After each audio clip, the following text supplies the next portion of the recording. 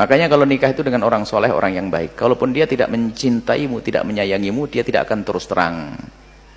Kan paling gak enak kalau terus terang, aku gak cinta padamu. Enak enggak? Tapi kalau dia orang soleh mengerti, dia akan mengatakan yang tidak cinta, tidaknya dihilangkan. Menjadi, aku cinta. Indah. Biarpun dia nggak beneran, Anda cukup. Anda senang saat itu. Baik. Kalau sudah menemukan na'udzubillah, kemudian masalah selingkuh itu, kadang-kadang definisi selingkuh itu berbeda. Suami menikah lagi dianggap selingkuh, ini kadang salah juga. Menikah lagi bukan selingkuh. Nikah lagi lah mencari yang halal. Kalau suami menikah lagi bukan selingkuh. Yang selingkuh mananya adalah yang melakukan hubungan haram, sudah punya yang halal. Na'udzubillah, terhinakan laki-laki seperti itu.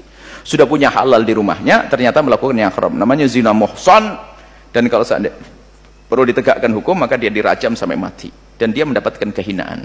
Tapi kalau sudah dirajam di dunia, nggak dihukum lagi di akhirat. Baik, kemudian jika benar dia, na'udzubillah, takutlah kepada zina. Sudah punya yang halal. Itu sebuah orang melakukan zina, mudah melakukan zina. Pertama, kroposnya iman. Yang kedua adalah pergaulan. Yang ketiga adalah tontonan. Pergaulan itu adalah orang nyodor-nyodorkan begitu. Sama tontonan yang ketiga. Tontonannya na'udzubillah. Makanya jangan main-main nonton film porno. Karena itu menjadikan Anda suka melirik kepada orang lain. Karena apa? Anda mencari-cari yang tidak ada pada istrimu atau suamimu. Na'udzubillah. Jangan dianggap sepele.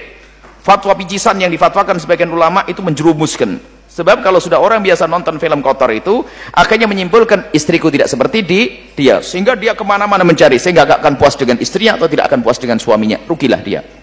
Muqaddimah zina di situ. Sehingga dia mencoba yang lain. Mencoba. Dan sekali orang berzina, maka mudah melakukan 1000 kali zina. Karena sudah tidak takut kepada Allah. Tapi orang yang merasa cukup dengan yang halal, 1 halal cukup.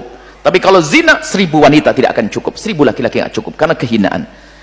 Baik, kalau sudah ada seorang laki-laki mengatakan seperti itu, sampai aku tidak senang kepadamu dan sebagainya. Mungkin yang harus difahami, ketahuilah seorang istri, Anda punya Tuhan, punya Allah yang maha kaya.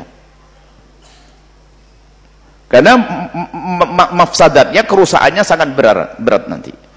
Bukan saja urusan penyakit dohir, mungkin suami akan bawa penyakit, itu iya. Tapi lebih dari itu, khawatir setan membisikkan di dalam dirimu, sambil menjaga rumah tangga, tapi setan membisikkan, dia saja begitu, ngapain kamu tidak begitu juga? Pada akhirnya bisa sampai di sini bisikan itu. Na'udzubillah. Maka berpisah kadang lebih bagus daripada harus bertahan tapi mendengar bisikan syaitan. Berpisah, kenapa? Dia melakukan keharaman, fasik, melakukan zina, sudah tidak malu lagi. Tapi kalau suamimu menikah lain, jangan serta-merta minta cerai, meninggalkan dan sebagainya, atau menyuruh cerai dia. Tapi kalau zina adalah kehinaan. Cuman banyak wanita bodoh lebih senang suaminya berzina daripada menikahlah lagi. Wanita bodoh kotor nanti. Baik, kalau seperti itu, kalau suami sudah tidak bisa lemah lembut, kalimatnya kasar, melakukan kefasikan, maka seorang wanita di saat seperti itu, kalau minta cerai sudah tidak haram lagi. Semula wanita minta cerai adalah haram.